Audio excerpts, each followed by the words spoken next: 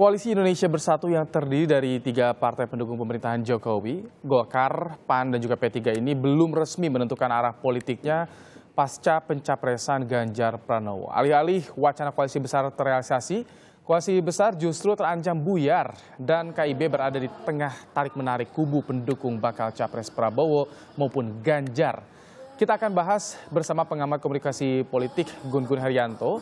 Kami juga telah kedatangan dari Ketua DPW PAN Jawa Timur Rizky Sadik dan Ketua DPP PD Perjuangan Nusyirwan Sujono. Assalamualaikum, selamat sore Bapak-Bapak. Selamat sore. Assalamualaikum. Selamat sore. Baik, di arus bawah PAN Jawa Timur, seperti apa Pak Rizky sebetulnya yang diinginkan oleh kader? Apakah betul ada arah mendekati PDIP?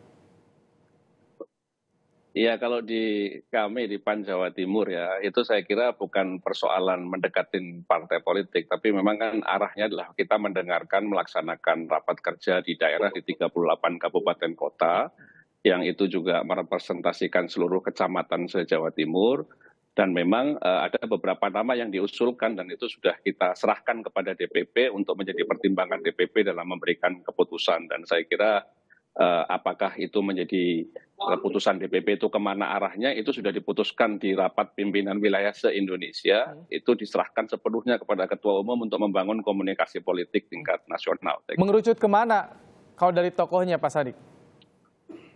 Ya, kalau tokoh-tokohnya menurut saya kira salah satu nama yang muncul di situ adalah nama Pak Ganjar Pranowo, dan saya juga dulu juga ada permunculan juga nama Pak Anies Baswedan. Ada 5 nama yang kita usulkan dari Jawa Timur yang saya kira itu juga representasi dari seluruh pengurus PAN se-Jawa Timur, dan ini lagi-lagi saya ingin sampaikan rapat pimpinan wilayah PAN se-Indonesia sudah memandatkan kepada Ketua Umum untuk membangun komunikasi politik tingkat nasional yang tentunya hitungan-hitungannya mungkin tidak tersorot oleh kami di wilayah ataupun di daerah. Jadi saya kira intensitas komunikasi tingkat nasional jauh lebih dikuasai oleh Ketua Umum, saya kira itu. Baik, tapi kalau untuk Jawa Timur presentasinya memang dukungan arahnya ke Ganjar seperti itu. Ya, berdasarkan data yang kita miliki, memang nama Pak Ganjar cukup dominan ya. Selain tentunya karena kita ada di Jawa Timur, nama Bu Hovifah juga muncul itu ya. Jadi karena itu pilihan-pilihannya adalah capres maupun cawapres.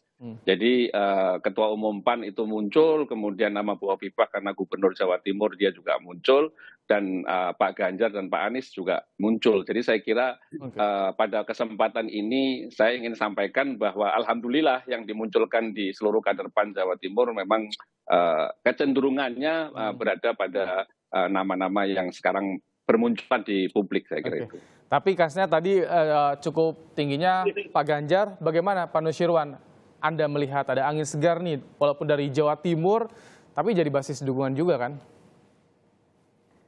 Tentu yang pertama saya mengapresiasi dan menghormati apa yang sudah dicetuskan oleh berbagai pihak, beberapa partai, beberapa hari terakhir ini yang sudah memberikan dukungan kepada calon presiden Pak Ganjar, Mas Ganjar. Jadi berkaitan dengan beberapa partai yang lain yang mungkin untuk selanjutnya akan memberikan pernyataannya atau katakanlah dukungannya, tentu kami menghargai mekanisme dari masing-masing partai, dan tentu masing-masing partai juga diharapkan secara bersamaan mendengarkan suara hati rakyat ya.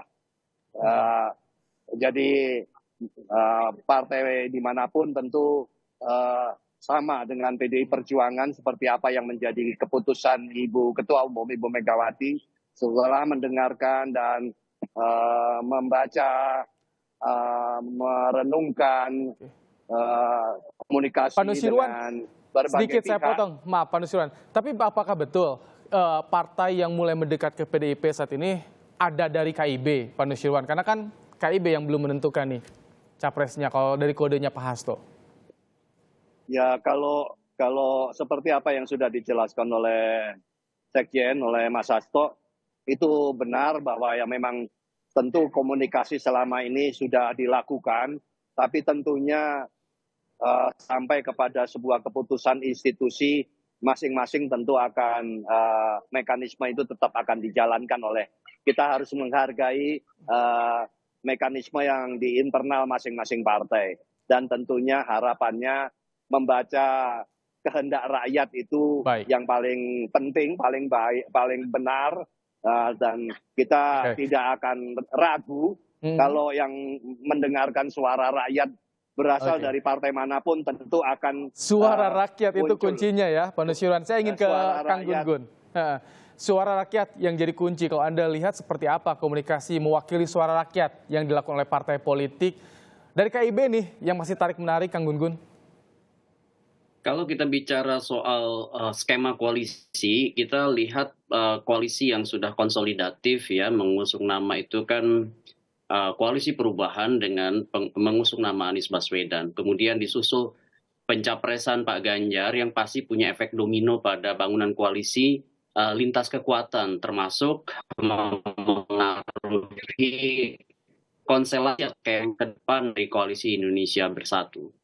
Nah, saya lihat KIB sendiri kan dari semula saya baca itu sebagai strategi 2 tahap ya. Pertama mengonsolidasikan diri menjadi kekuatan real karena ada soal presidensial threshold sambil menimbang pertimbangan-pertimbangan konteks dinamis ya dari kekuatan yang sebut aja kekuatan besar seperti misalnya PDI Perjuangan mengusung siapa sehingga kemudian KIB kan di awal mengonsolidasikan diri menjadi kekuatan yang bisa melampaui presidensial threshold tetapi kesulitan mencari paket nama. Misalnya top of the ticket ya, capresnya siapa, kemudian baru cawapresnya siapa itu mengalami kesulitan.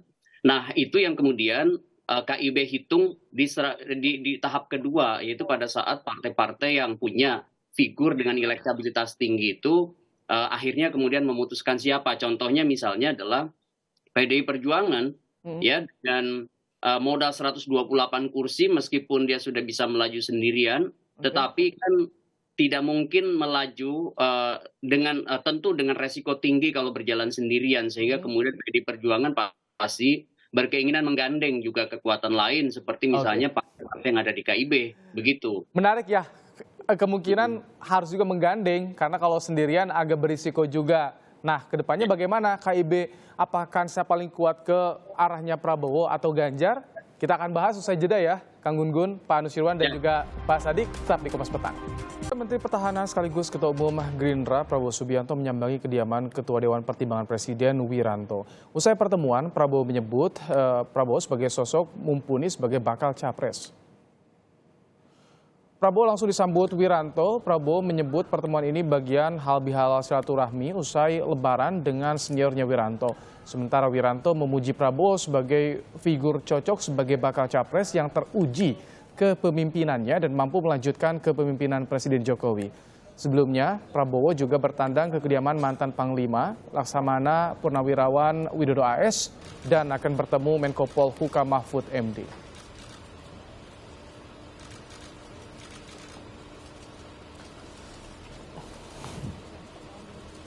Sudah mulai banyak pertemuan politik yang dilakukan oleh para ketua umum partai politik. Tadi sebelum jeda saya singgung soal bagaimana nih ke depannya arah dari KIB. Pak Sadik, dari wilayah setelah ada rapim wilayah, seperti apa sih masukan ke DPP ketika sudah mulai banyak yang mengumumkan capresnya, Pak Sadik?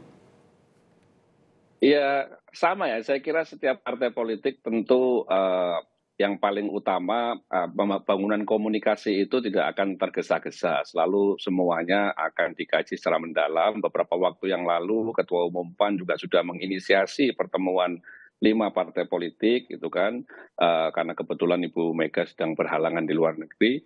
Nah itu saya kira posisi ini yang kemudian dijadikan salah satu sarana kita untuk memotret sejauh mana pergerakan komunikasi politik tingkat nasional. Kami di wilayah masing-masing seluruh Indonesia sudah selesai pada saat kita menyerahkan semua usulan kepada DPP dan memberikan mandat sepenuhnya kepada Ketua Umum untuk bersilaturahmi dan membangun koalisi maupun komunikasi dengan lintas partai, itu tugas kami di wilayah sudah selesai.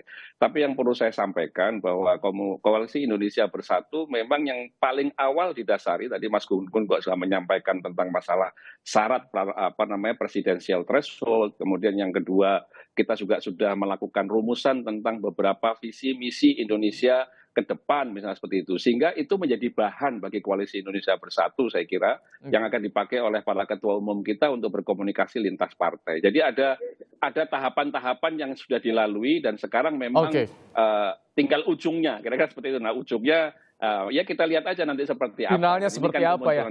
Baik. Ya, saya kira itu. Pak Nusirwan, kalau dari DPP PDIP seperti apa sih pertimbangannya? Kan udah mulai banyak nih isu-isunya yang menawarkan sebagai cawapresnya Ganjar.